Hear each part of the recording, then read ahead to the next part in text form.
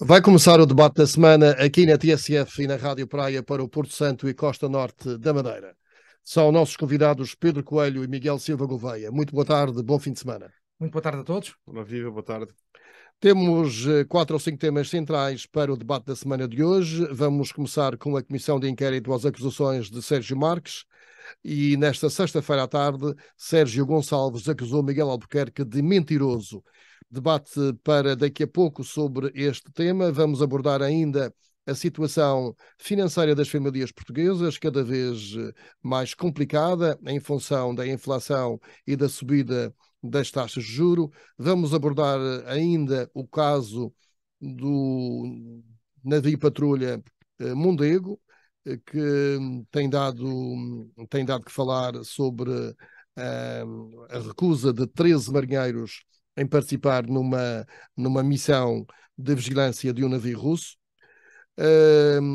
A habitação, as medidas de Lisboa não são acolhidas aqui na Madeira. O Governo Regional da Madeira pediu para que a Madeira não seja incluída no pacote das medidas mais habitação. Estes temas serão objeto de debate já daqui a pouco. Para já, Miguel Silva Gouveia tem nota de abertura. Bom, Lionel, muito boa tarde. Pedro também, cumprimento a todo o nosso auditório. Hoje, como temos uma extensa ordem de trabalhos, digamos assim, serei breve no tema, mas será um tema breve, mas com profundidade.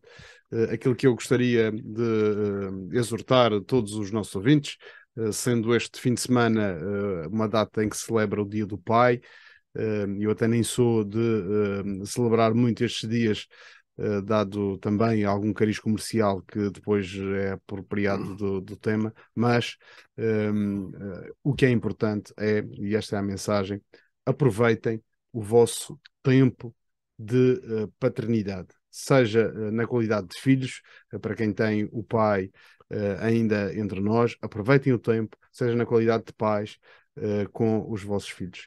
São tempos difíceis, hoje em dia a vida está tão rápida.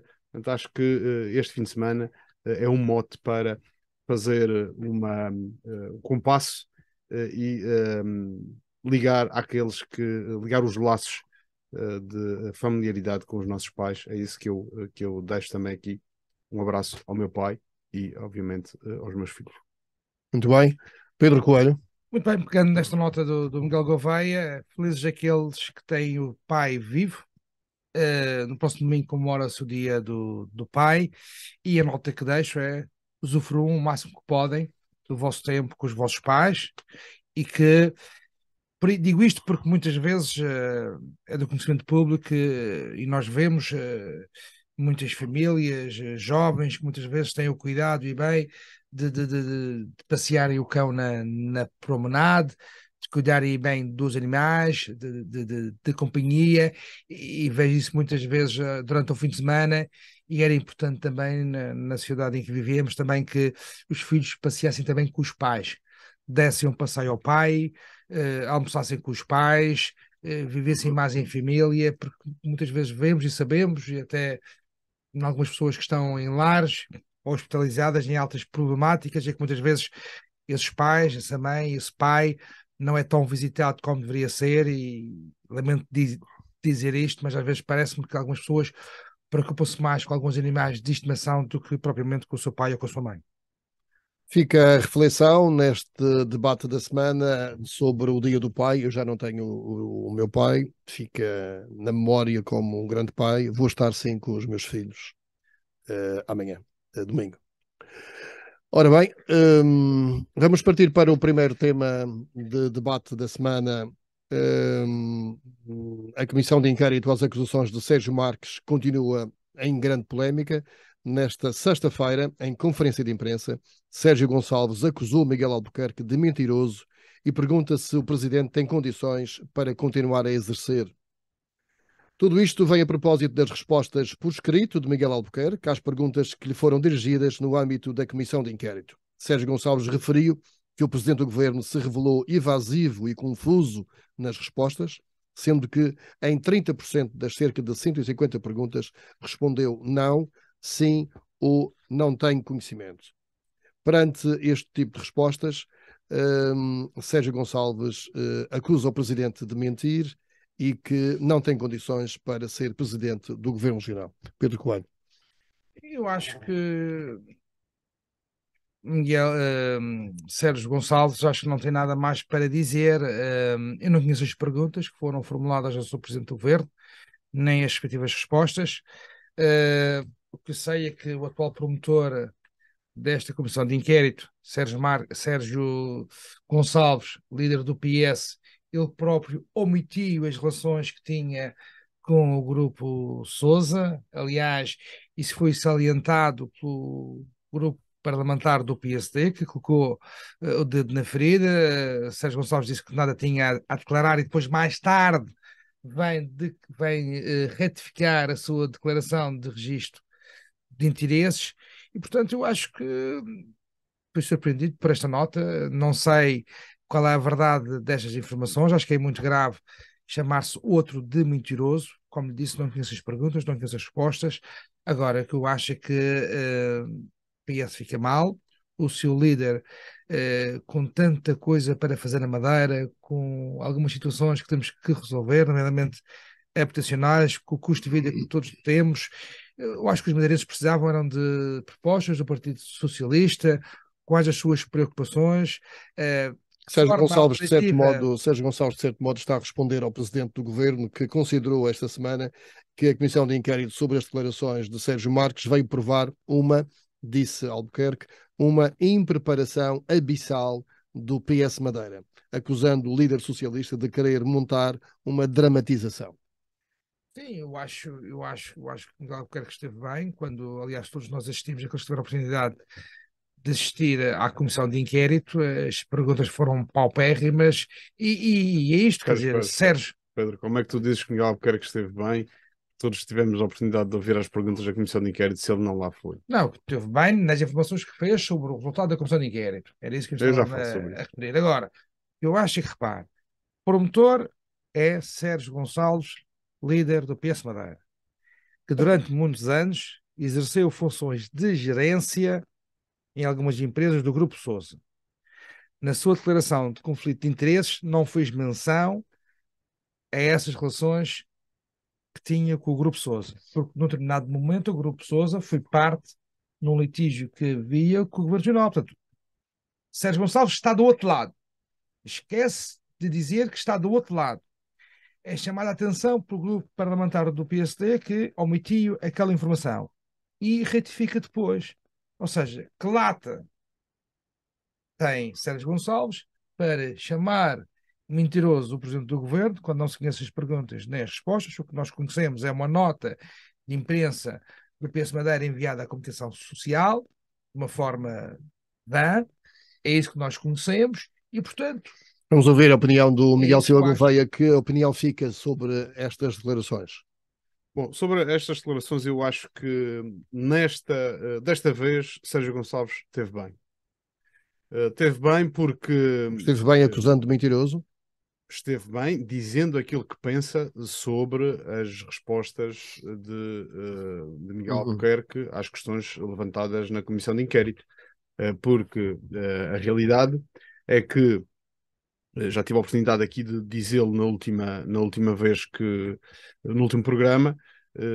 Eu acho que quem deveria estar na comissão de inquérito a ser mas vai estar na próxima semana a ser ouvido, seriam, não estou a falar pessoalmente de pessoas, não estou a personificar, também é verdade que seria Sérgio Marques, mas eu ia dizer seriam os políticos e não os empresários. Acho que foi um erro convidar os empresários mas neste caso é o político Miguel Albuquerque que está a responder. O político que deveria lá estar sentado para responder, porque até o lugar onde ele a quem responde, o Governo Regional responde à Assembleia, foi aquele que se recusou a lá estar, remetendo-se para umas respostas por escrito.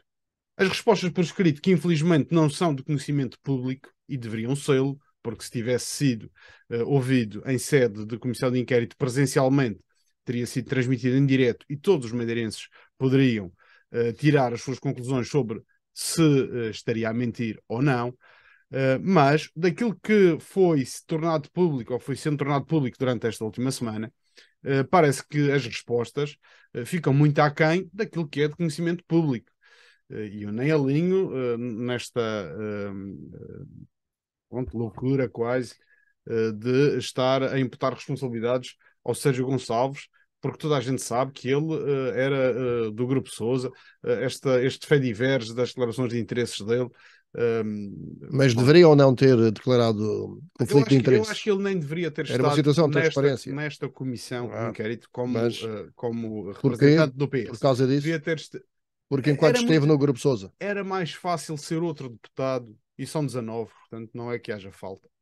Era mais fácil estar outro deputado e proteger o líder do partido, até porque sendo algo que poderia, de alguma forma, tocar no seu passado profissional, seria uma forma de ele se proteger a si e proteger também o seu trabalho, que ele é competente, as pessoas sabem e reconhecem a competência dele. Não sei os motivos que nortearam a sua própria inclusão nesse lote. Foi um erro estratégico. Eu não faria. Eu não faria. Portanto, quem o decidiu deverá, obviamente, ter outra visão. Agora, a resposta... Foi ele que decidiu ou não foi? Eu acho que sendo uma comissão o líder parlamentar, sendo Foi ele o proponente? Não, o Miguel disse quem decidiu terá sido ele. Não é? Sim, mas quem decidiu é o líder do partido. Penso eu, se o PS é um partido organizado. Penso que sim, deve ter sido. Pensas? Sim, eu não conheço, eu não tenho assento no secretariado, portanto presumo que as pessoas que lá estão deverão ter uma análise mais abalizada, com mais conhecimimento da realidade. Portanto, em resumo, sobre pronto, esta matéria, Miguel Albuquerque devia estar presente na comissão de inquérito, na audição. Ter estado na audição parlamentar, para podermos ouvir de viva voz, porque daquilo, e estou obviamente a falar, sem conhecimento do texto oficial e formal das 150 perguntas. Das respostas às 150 perguntas, e é bom que se contextualize neste momento, porque não é público, não sabemos. Mas de acordo com as declarações, quer vieram no Diário de Notícias esta semana, das respostas que foram dadas por Miguel Albuquerque, quer com a versão que Sérgio Gonçalves, agora que provavelmente já está na posse, provavelmente não, já está na posse dessas respostas, dizendo que a maior parte, ou que 30%, uma em cada três, foi respondido com sim, não e não sei. Faz lembrar aquelas comissões de inquérito em que na Assembleia da República o Ricardo Salgado dizia que não se lembrava, o Rendeiro dizia que não sabia o que não se lembrava. Portanto, se isto fosse televisionado, se fosse em direto, provavelmente veríamos um presidente do governo a ter este tipo de respostas. Não sabe, não se lembra, talvez, e se calhar foi por isso mesmo que quiseram o PSD, os deputados do PSD quiseram poupar. Foi isso, Pedro Coelho, quiseram poupar Miguel Albuquerque? Não, é quis proteger, foi isso. Não é de hoje, o Presidente do Governo Regional pode responder por escrito, foi isso que fez. Foi uma forma de se proteger. Agora, não se pode chamar mentiroso a alguém, nem nós aqui podemos opinar. Não deixa de ser um ato de fragilidade, porque o político não deve ter medo de nada. E isto demonstra que houve ali receio por parte do Presidente do Governo de enfrentar uma comissão de inquérito onde o Presidente era do seu partido, a maioria dos membros eram do seu partido. Portanto, não deveria ter. Essa leitura é uma prerrogativa do regimento da Assembleia Legislativa da Madeira. A questão que eu coloco é o seguinte: nós não temos as perguntas, nem nós temos as respostas, nem nós sabemos o que é que Miguel Albuquerque sabia. Portanto, o que eu digo é chamar mentiroso a alguém sem conhecer as perguntas e sem conhecer as respostas. Nós aqui não podemos validar a nota de imprensa do PS, porque nós não conhecemos os factos. Nós não conhecemos como é que Miguel Albuquerque respondeu e o que sabia e o que não sabia. Eu vou dar aqui um pequeno exemplo. Eu vou dar um pequeno exemplo. Ele diz que quem negociou as indenizações com o Grupo AFA foi a vice-presidência antes de Pedro Calado entrar no governo. Ora, todos sabemos que não havia vice-presidência. Não havia. Havia a Secretaria das Finanças, havia a Secretaria do Equipamento Social, ou das Infraestruturas e Equipamentos, que era precisamente Sérgio Marques que tinha essa tutela, e era quase que era o número 2 do governo, não era vice-presidente, mas era o número 2 do governo. Mas, Logo aí está uma incoerência. Se lhe querem chamar mentira, incoerência, erro, isso já é uma questão de semântica. Sim, mas agora, na prática, há ali algo que é falso. A questão aqui é que tu estás a acreditar na nota de imprensa do PS. Não tens a nota de imprensa, não tens as perguntas, nem tens as respostas. E, portanto, acreditas na nota do PS, eu não tenho que acreditar. Estou a acreditar no que foi, nota. Foi publicado Agora, no Diário de Se Notícias. eu conhecesse as respostas e as perguntas, acho que só Miguel Albuquerque é que foi ele que respondeu. Agora, a questão que se coloca é o seguinte: eu vou perguntar se isto é ético, até para todos os nossos ouvintes perceberem aquilo que eu quero dizer. Sérgio Gonçalves trabalhou na OPM. Sérgio Gonçalves trabalhou na Porto Santo Line.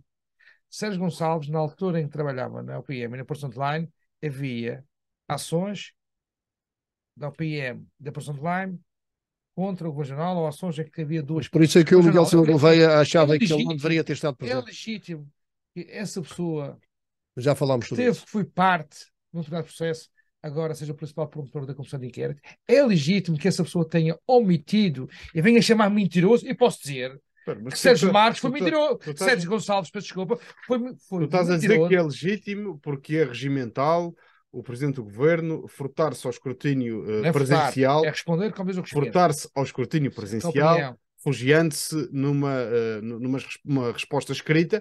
Portanto, quando sabemos, até pode nem ter sido escrita por ele, pode ser qualquer pessoa a escrever, até poderia ser o ChatGPT a escrever as respostas a esta comissão de inquérito. Isto já quase assim a ironizar.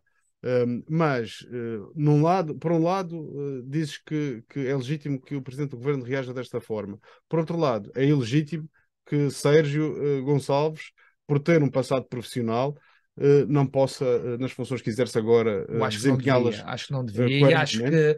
Eu acho que como omitiu na sua declaração de conflito de interesses, omitiu, que é uma declaração obrigatória, as suas participações, nomeadamente os seus cargos de responsabilidade, quando fala em responsabilidade, fala de gerência em algumas empresas do Grupo Sousa, e depois, mais tarde, vem ratificar essa declaração de conflito de interesses. Já falámos sobre isso. Vamos passar à frente. Sérgio Gonçalves, peço desculpa, mentiu e agora, ou omitir, e agora veio... Vamos passar à frente, já ouvimos os argumentos de cada um dos nossos comentadores. A inflação tomou conta da vida dos portugueses, e não só da Europa também, mas dos portugueses em especial. A escalada de preços não para, em particular nos bens essenciais alimentares.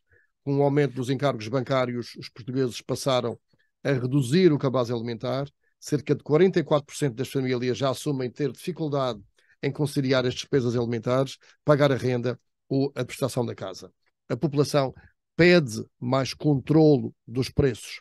Ainda nesta sexta-feira houve uma greve da função pública em que um dos motivos era esse, era para haver um maior controle de preços, não só a reivindicação salarial, mas também, neste sábado, uma grande manifestação vai estar em todo o país, há muita insatisfação e a população está realmente com grandes dificuldades. Qual é a vossa percepção sobre este assunto, Miguel Gouveia? Bom, eu acho que toda a gente sente no bolso, no seu dia-a-dia, a realidade de há um ano e a realidade atual. E todos verificamos que o custo, especialmente de bens de primeira necessidade, do cabaz básico, tem crescido e aumentado largamente acima dos aumentos das remunerações, das retribuições pelo trabalho que vamos sentindo. E sendo E há possibilidade, na sua opinião, de haver um maior controle dos preços e maior fiscalização? Por exemplo, a ASAI, a nível nacional, fez nesta última quarta-feira, Dia Mundial do Consumidor, uma grande operação com 45 brigadas e 90 inspectores e até num comunicado avançou que terá detectado margens brutas na grande distribuição de 52%, por exemplo, no caso da cebola, 48% na laranja ou 45% nas febras de porco. Há necessidade de mais fiscalização, por exemplo, aqui na Madeira? Há necessidade de fiscalização, aliás, isso são conhecidas as práticas que normalmente são identificadas pela ARAI, porque tem a ver com as questões de preços que estão colocados nas prateleiras que depois chegam às caixas e são diferentes, tem a ver também com a alteração da quantidade de produtos, ou que lhe chamam de reduflação, que é mantendo os preços de um produto, reduz-se-lhe a quantidade, e isso tem acontecido em alguns produtos, nomeadamente manteigas e azeites e afins. E a ARAI, aqui a nível regional, ainda esta semana, diz que fez 15 denúncias ao Ministério Público por suspeitas de especulação que abrangem superfícies comerciais e alimentares. Esta semana no Jornal Económico, a ARAI faz, ou o presidente da ARAI aqui regional, faz essa afirmação. Portanto, é natural que, se vemos as grandes cadeias, as grandes superfícies comerciais, que não estão a aumentar os salários aos seus funcionários na proporção dos produtos ou dos aumentos dos produtos. Se não têm os aumentos dos encargos dos custos de contexto, que chamamos de custos de contexto, que os custos com energia, com água, com taxas, tudo o que está envolvido, que já entretanto desceram, o que subiu no ano passado já desceu, combustíveis, etc. Para onde é que vai então este aumento? Os produtores, já se confirmou que muitos dos produtores, ou a esmagadora maioria dos produtores, não estão a aumentar os preços em linha com o que já preferem vender diretamente ao consumidor. Já preferem para evitar o intermediário e o destino final. Há claramente aqui digamos, um aproveitamento de alguns agentes económicos, nomeadamente de grandes superfícies, para enriquecer à custa da inflação e, obviamente, os efeitos. Quem paga mais esses efeitos são as famílias com mais dificuldades económicas, porque são aquelas que não podem fugir àquele cabaz normal, têm que comprar aqueles produtos, não podem, provavelmente não têm forma de fazer aqui um bypass a esta situação. Não pode poupar na prestação da casa, vai ter que poupar em algum sítio e vai poupar naquilo que come. Pois, aí é que está.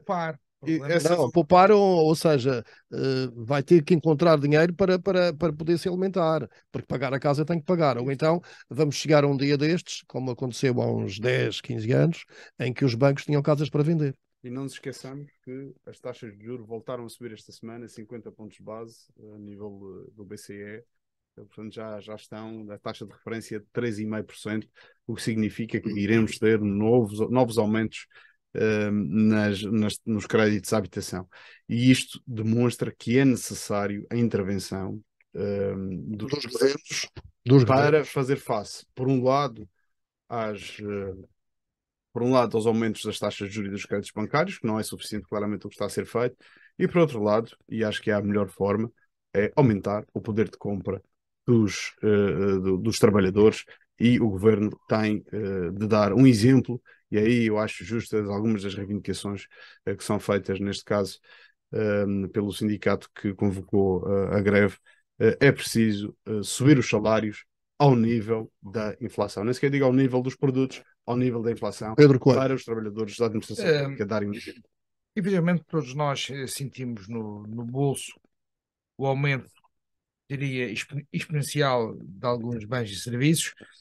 Saiu um estudo recente da DECO, em que refere que 3/4 das famílias portuguesas enfrentam mensalmente dificuldades financeiras e 8% estão em risco de já não conseguirem pagar simplesmente as despesas essenciais.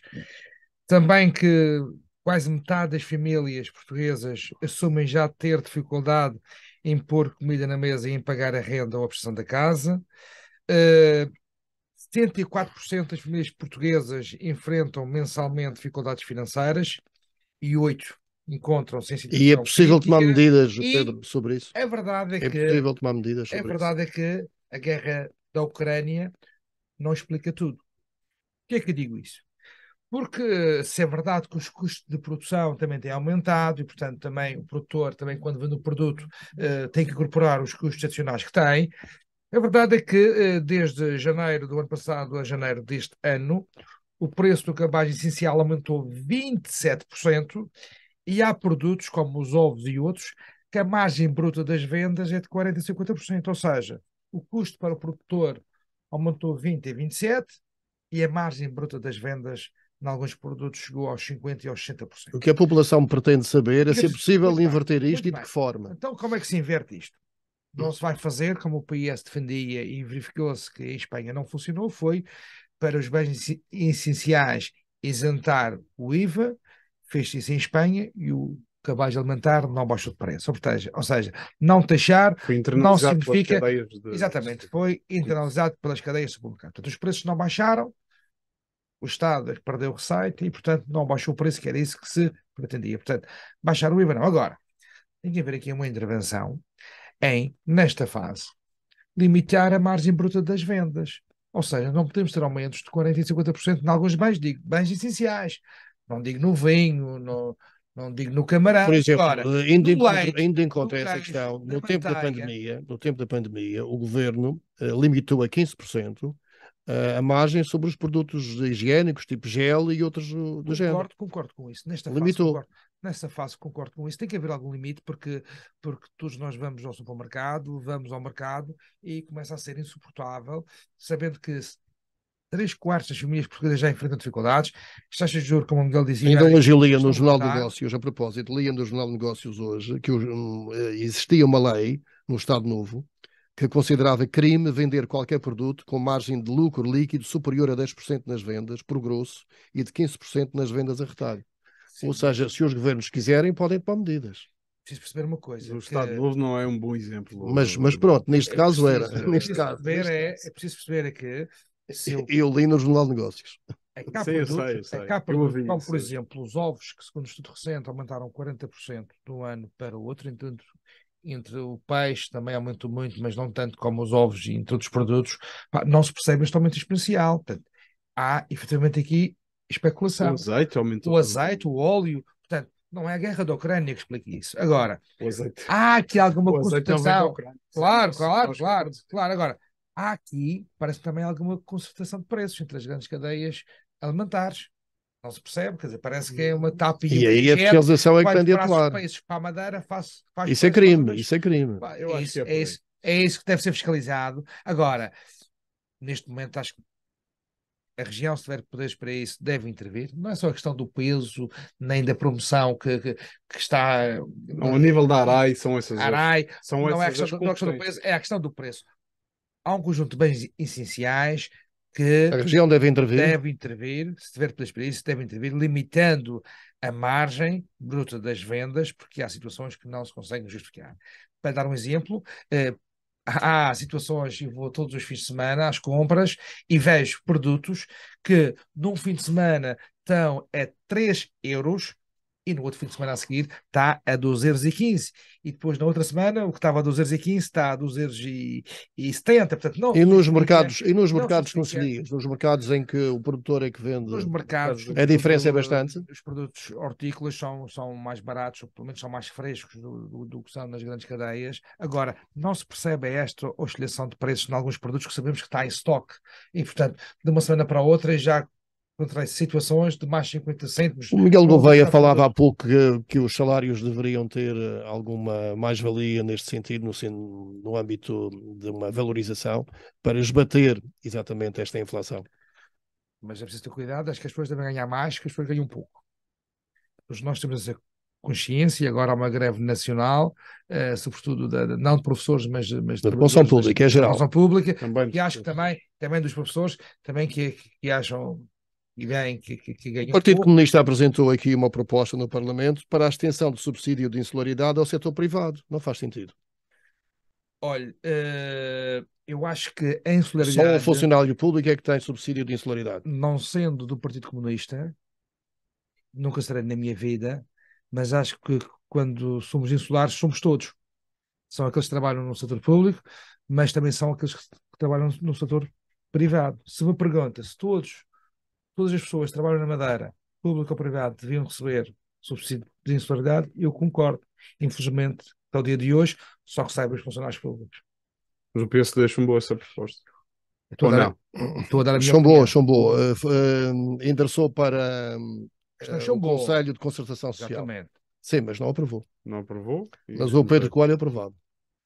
A insularidade é para todos, o custo da insularidade é suportado por todos. Há aqui um tema que eu gostava de colocar, que tem a ver com a autoridade da concorrência e a possibilidade de existir concertação de preços, como já foi aqui falado, e as multas que noutros países são aplicadas, multas milionárias às cadeias de distribuição quando são identificados este tipo de concertação de preços.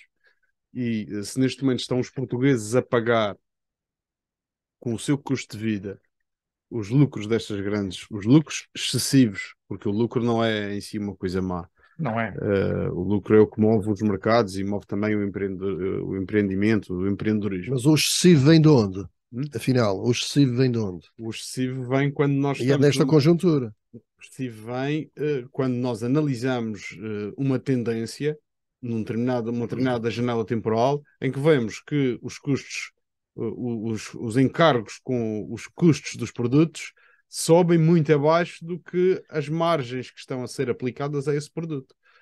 Porque na prática o que se está a fazer é em economia o que se chama o valor subjetivo de um produto, em que se coloca o preço não de acordo com aquilo que ele custou ao comerciante, mas com aquilo que os consumidores estão dispostos a pagar. E neste momento, a verdade é que os consumidores não têm grande, ou estão aqui quase de mãos atadas, porque está toda a gente a aumentar preços e no cabaz essencial, neste cabaz básico, toda a gente... Eu queria só pegar uma coisa, e não sou contra as empresas terem lucros, e não sou contra os lucros excessivos, e não sou contra em se taxar ainda mais o tabaco, não sou contra ainda se taxar ainda mais as bebidas alcoólicas.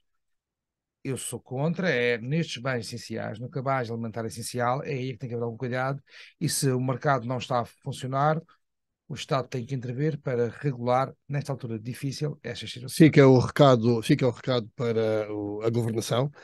A habitação, tema que continua na ordem do dia também. A Madeira rejeita as medidas de Lisboa.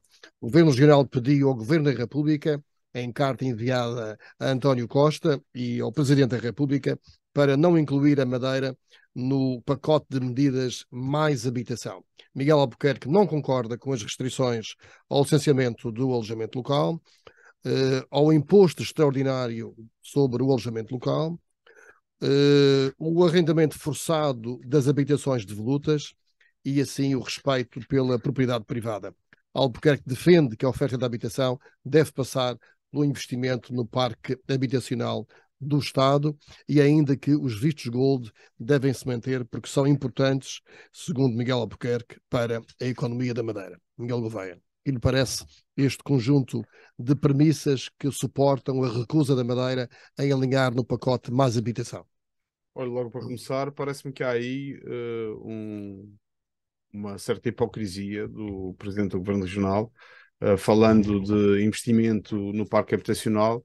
Eu convidava o Sr. Presidente do Governo a ir visitar as condições dos complexos habitacionais que são tutelados pelo seu Governo e identificar um conjunto sem fim de obras e das necessárias intervenções para colocar as casas e as nos bairros sociais. Nos bairros sociais. Veja aquilo que está à sua responsabilidade, já que está a falar de intervenção, comece por aí, em vez de estar a falar dos outros. Depois, em relação às questões que foram aqui levantadas, eu, enquanto autarca, sempre tive um carinho especial, eu acho que os autarcas todos têm, pela independência do poder local, pela autonomia do poder local, e não poderia também ter uma visão diferente na autonomia do poder regional. Obviamente que as autonomias devem ser respeitadas.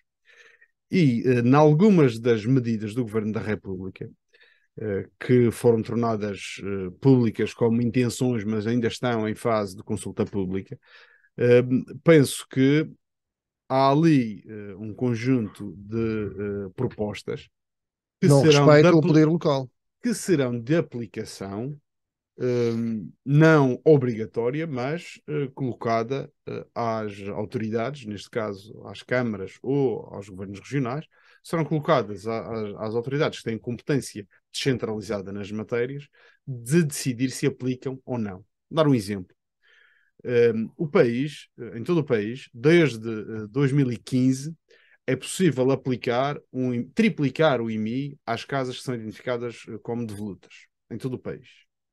A realidade é que a maior parte das câmaras não o fazem.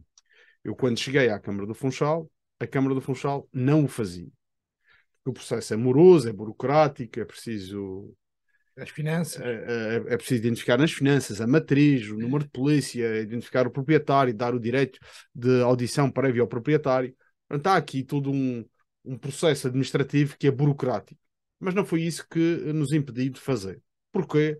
Porque isto leva a trabalhar ou criar desincentivos a ter casas fechadas, é um papel também de intervenção no mercado de habitação e promovendo a entrada dessas casas no mercado.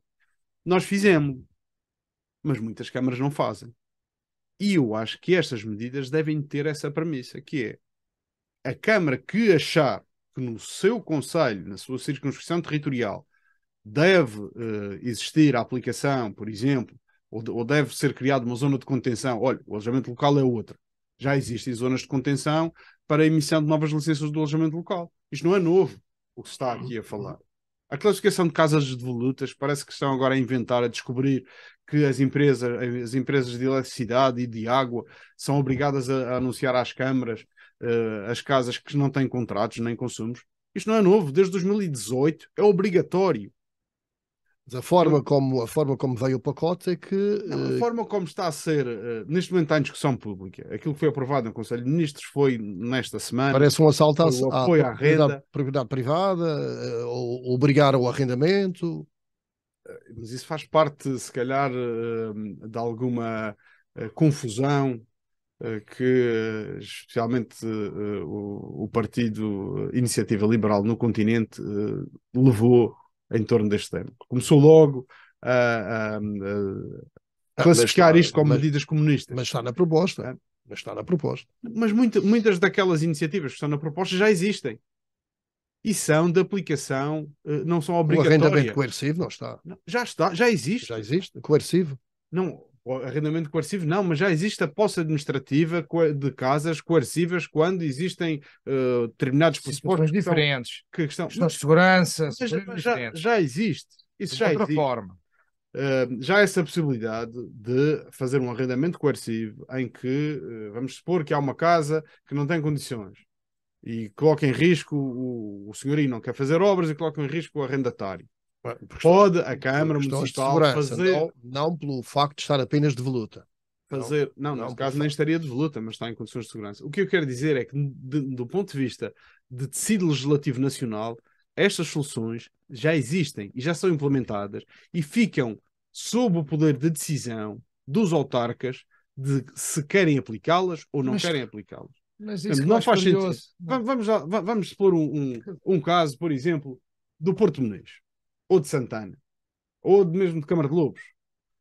Câmara de Lobos não é um bom Câmara de Lobos manda o Pedro Coelho, cuidado. Câmara de Lobos manda o Pedro Coelho. Mas manda o povo de Câmara de Lobos. Em Câmara de Lobos e esperemos que na Madeira inteira manda o povo.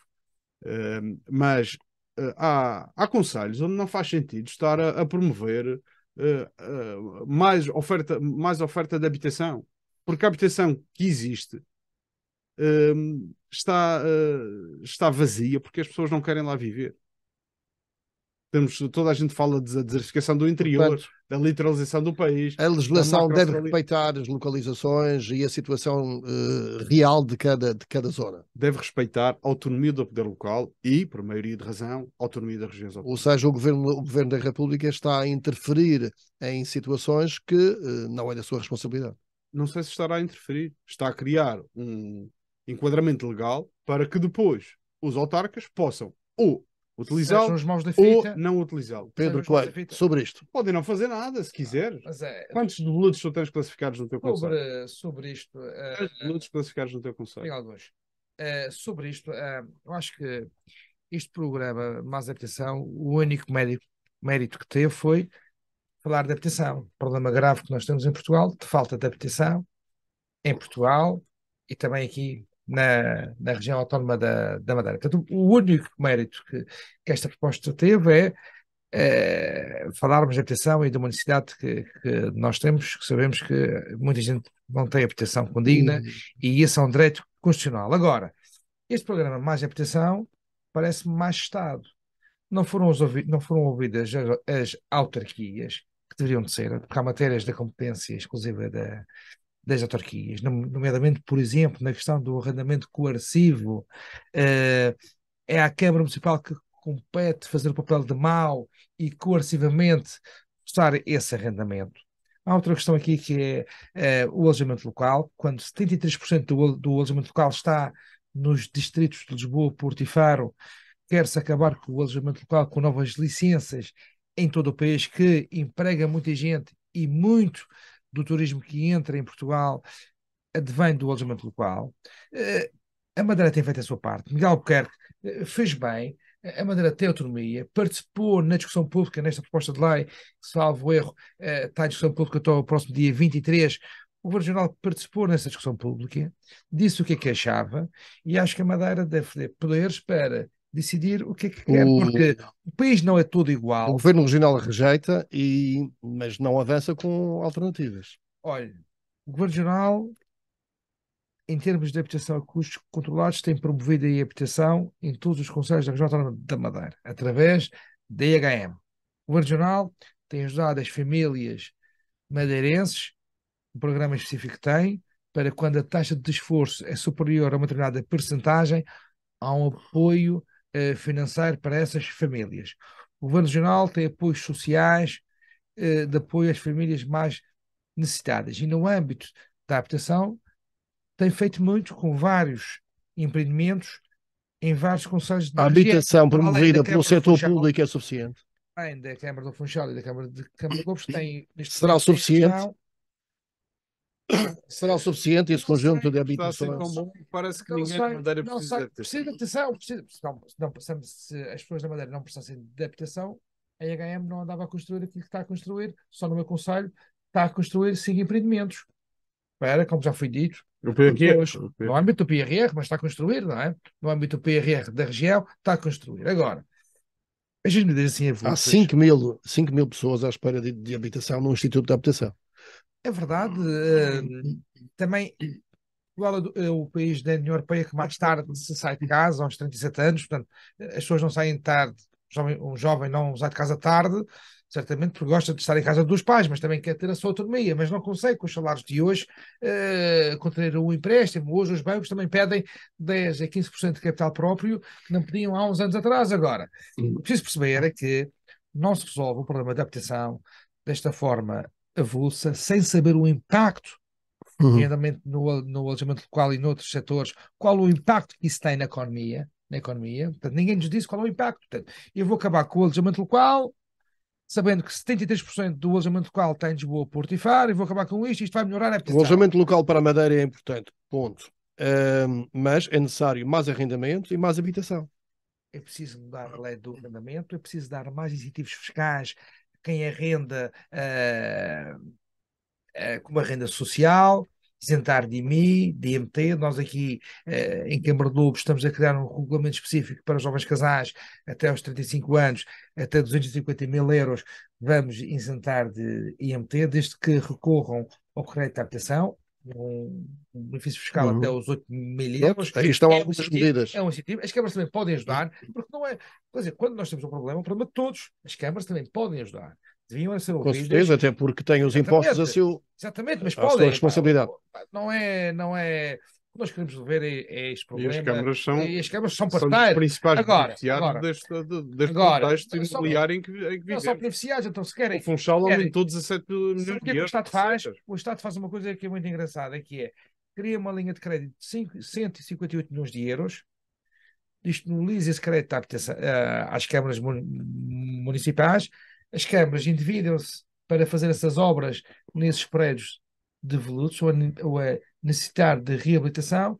Depois, os maus de efeito as câmaras municipais que foram coercivamente promover. Mas tu não és obrigado a fazer. Sou obrigado a ter que comunicar. Ninguém te vem à mão para obrigar-te a expropriar. Agora, falando do Governo Regional específico que fez essa pergunta do Nó Freitas, foi prudente, foi sensato, e a Madeira, e em particular o Presidente do Governo Regional, ter participado nesta discussão pública já com algumas resoluções que foram apresentadas, acho que foi muito importante, porque se é para discutir, vamos discutir e vamos a Neste, Madeira apresentar as respostas que tem. neste fim de Portanto, semana está de ver, visita, neste fim de semana está de visita à Madeira o Presidente da República e o assunto da habitação será levado ao jantar, entre outros assuntos. Consideram que o Presidente da República tem influência e pode ajudar a resolver alguma coisa, nomeadamente dossiês entre o problema da habitação e outros que se arrastam há muito tempo? Acham que realmente o Presidente tem alguma influência junto do Governo da República? Bom, acho que nós não temos que fazer grande análise a essa questão, porque a realidade é que Miguel Albuquerque está no poder desde 2015. António Costa no poder desde 2015. O Presidente da República é Presidente da República há 7 anos, portanto, provavelmente desde 2016. Se nos últimos 7 anos, com estes 3 líderes de governos regional, da República e de Presidente da República, ainda se mantém dossiês que estão por resolver, é que se calhar são irresolúveis, não é? Não me parece que seja um jantar em 2023 que vai-se resolver assuntos que nos últimos 7 anos nunca se conseguiu resolver. Se calhar, daquilo que se está a pedir, ou não tem solução, ou então está-se a pedir da forma errada. Há assuntos como a revisão do subsídio de mobilidade, entre outros, que deve ter solução. Sim, estou a dizer é que se calhar está-se a bater à porta errada. O Presidente da República será a porta errada? Sim. Se ele nos últimos 7 anos não conseguir resolver, mais vale haver aqui quase com Não tem vestir uma poder de roupa de influência. humildade, ir ao continente, ir ao Ministério, falar com o ministro que tem a tutela da pasta, tentar resolver, porque está visto que aquilo que tem sido a prática do Governo Regional, que é lançar sempre umas notícias na altura que vem cá o António Costa ou Marcelo Rebelo de Sousa, lançar sempre em jeito de acusatório, quase que rasgar as vestes a pedir mais e mais e mais, não tem resultado. Pedro Coelho, o Presidente da República pode ajudar a resolver? eu acho que pode, se houver menos selfies e mais reuniões produtivas, pode ser importante a vida dele aqui à Madeira. Como sabemos, temos vários dossiês pendentes. Ele é o mais alto magistrado da nação, a sua magistratura de influência pode ser importante. Temos a questão da revisão da lei das taxas autónomas, temos também esta questão deste programa Mais Atenção, onde a Madeira já disse que não queria que fossem aplicadas algumas medidas que vão ser aplicadas no continente. Temos assuntos pendentes. Ele, obviamente, não exerce funções executivas, mas Não é um bom influencer, é o um Presidente da ator. República? Acho que ele é o responsável máximo e deve ser uma ponte entre pontos divergentes. E tem sido? Portanto, eu acho que nós não temos conseguido muito. Nós não temos conseguido muito, pelo menos pelos dados que nós, passado tanto O tempo, historial demonstra o que não. historial não. Agora, a verdade é que as matérias que a Madeira tem apresentado ainda não foram resolvidas. Há promessas do Governo da República, falou-se na questão do hospital, do financiamento do hospital. Há várias questões, umas foram, outras não foram. Agora, acho que a vinda do Presidente da República da Madeira pode ser importante e certamente Miguel Albuquerque irá aproveitar essa oportunidade para manifestar ao Sr. Presidente da República algumas das suas preocupações. Será que Marcelo Rebelo de Sousa vai visitar o navio de patrulha Mondego? Não sei, não sei. Acho que é responsável máximo das Forças Armadas. Penso que esse assunto já deve estar esclarecido, portanto não. 13 marinheiros recusaram sair para missão de vigilância a um navio russo, alegando falta de segurança do patrulha Mondego, nomeadamente devido a problemas no motor, que estava inoperacional, problemas em geradores e havia mesmo entrada de água no navio. Esta tomada de posição inviabilizou a operação e motivou prontamente a presença na Madeira do chefe de Estado-Maior da Armada, vice-almirante Gouveia Melo, que mandou inspecionar o navio, mas vincou que um militar nunca poderá desautorizar a linha hierárquica. O que é que pensam sobre este caso da recusa dos marinheiros e o facto de um navio estar com problemas operacionais para vigilância, nomeadamente de um navio espião russo, que era o caso. Bom, sobre esta matéria, isto deixa-me profundamente preocupado. Preocupado enquanto madeirense, preocupado enquanto português, e até podemos dizer preocupado enquanto europeu, onde uma Europa de valores e de democracias liberais se quer forte e prosperante. O navio patrulha Mondego é um navio que faz a rendição nas Ilhas Selvagens. É um navio que tem essa missão aqui na Madeira. Eu tive a oportunidade de ir às Selvagens, mas no Schultz Xavier, no antigo navio patrulha que aí estava. Mas este é o navio que faz a rendição das Ilhas Selvagens. Este ainda estava na Dinamarca. Este estava provavelmente na Dinamarca. Foi comprado à Dinamarca. Da classe Tejo, dizem. Essa é a classificação portuguesa. Exatamente. A realidade é que esta a fragilidade deste navio. Não é a questão da fragilidade. Esta recusa de 13 tripulantes, ou seja, metade da tripulação. A tripulação é composta por 26, já foi 29, passou para 26 recentemente. O próprio comandante tomou posse agora, em fevereiro, mudou de comandante. Portanto, está provavelmente ainda a estabelecer algumas rotinas de trabalho, ou estaria a estabelecer rotinas de trabalho. Portanto, tudo isto parece-me pouco...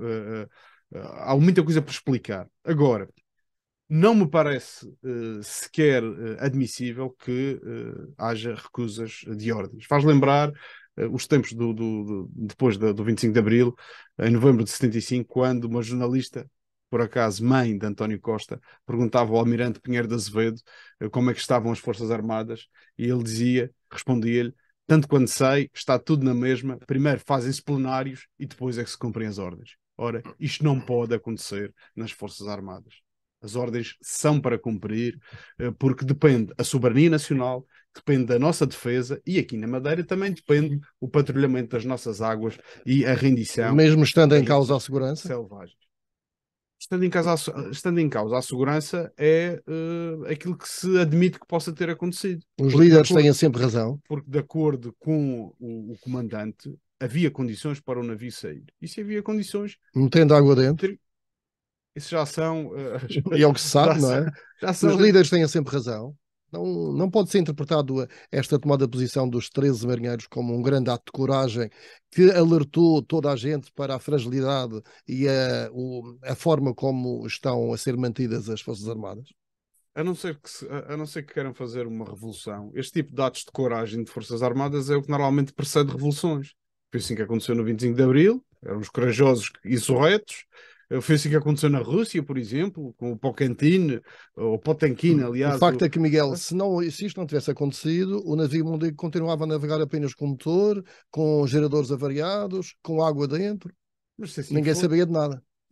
Abre-se um precedente. Se o país achar que quem não tem condições, ou quando se entende que não tem condições para cumprir o seu trabalho e cumprir ordens, deixar de trabalhar, nós estagnamos. As hierarquias são importantes, seja dentro do navio, seja nas Forças Armadas, seja na saúde, seja na educação. Pública. Em todo lado é importante. Os líderes têm sempre razão, Pedro Coelho.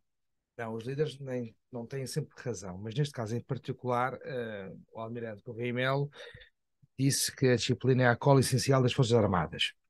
Eu acho que o comandante do navio é aquele que protege a sua guarnição e o próprio navio. Portanto, se considerasse que o navio não tinha condições para operar, não ia pôr em risco os seus homens e o navio. E, portanto, acho que aqui, efetivamente, percebemos que o navio não estava nas melhores condições. Um dos motores estava variado e um problema num gerador. Agora, foi dada uma ordem pela hierarquia. A hierarquia entendeu que o comandante entendeu que o navio tinha que executar essa missão, que era no fundo de acompanhar um navio que agora se sabe que era um navio russo estaria aqui em missão de espionagem e essa ação devia ter sido cumprida.